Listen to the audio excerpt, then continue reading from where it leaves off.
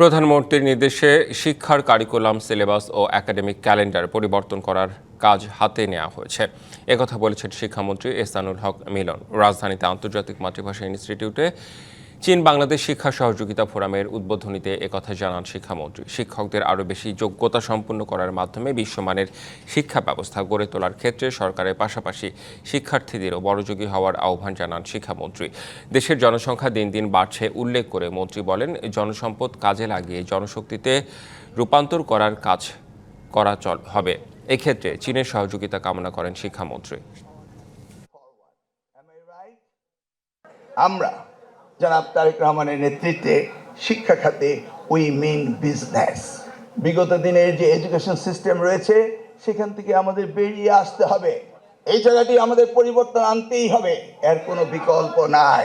ইতিমধ্যেই curriculum change করার ব্যবস্থাও আমরা করছি, সিলেবাস পরিবর্তন করার ব্যবস্থা করছি এবং একাডেমিক ইয়ার ক্যালেন্ডারও আমরা তৈরি করার চেষ্টা করছি। ঈদ আসবে, সাথে ক্যাশব্যাকও আসবে। নিজের বা প্রিয়জনের জন্য কেনাকাটায় এবারও নগদ পেমেন্টে পাচ্ছেন দারুণ ক্যাশব্যাক। তাই যাই কিনুন, পেমেন্ট করুন নগদে।